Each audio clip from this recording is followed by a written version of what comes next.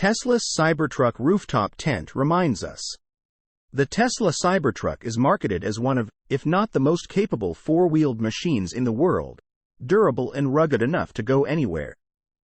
Customers can also adorn the all-electric pickup with various Tesla-branded accessories, including a $3,000 rooftop tent that started shipping last week.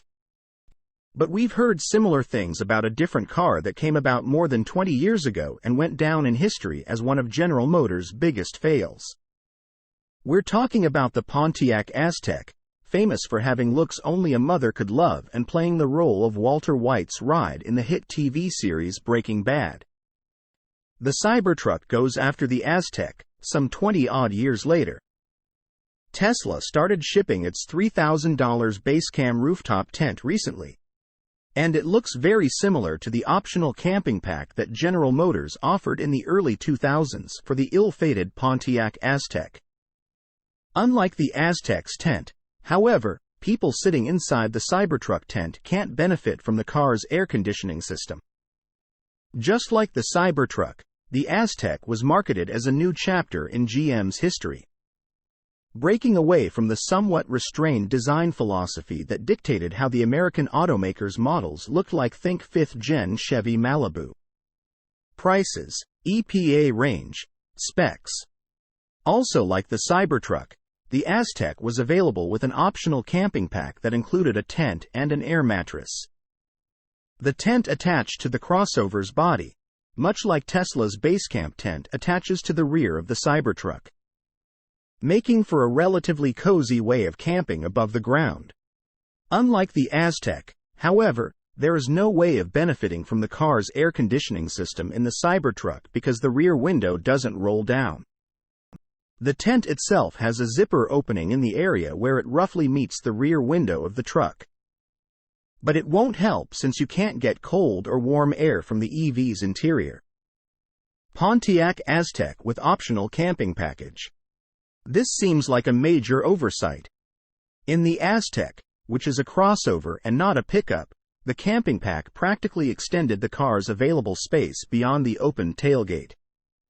This way, the two people camping were effectively sitting inside the car and could theoretically run the engine for short amounts of time to get heat or cold air from the HVAC system.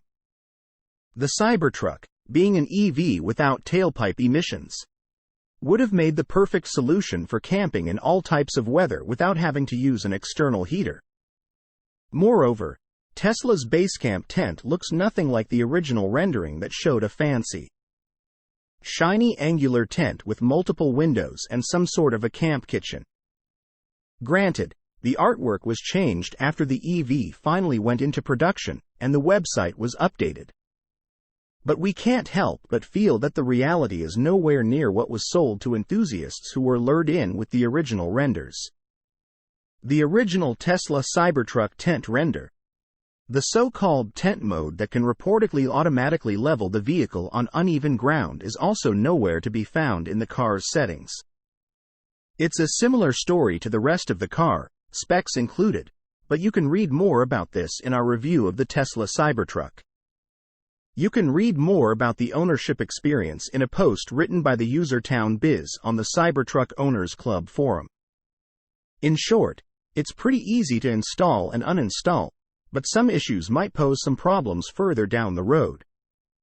As for the forward-looking Pontiac Aztek, it was supposed to be sold in about 75,000 units every year in the early 2000s, but that never happened. Instead, it never reached 28,000 units per year and was eventually retired after just 7 years on the market and fewer than 100,000 cars sold.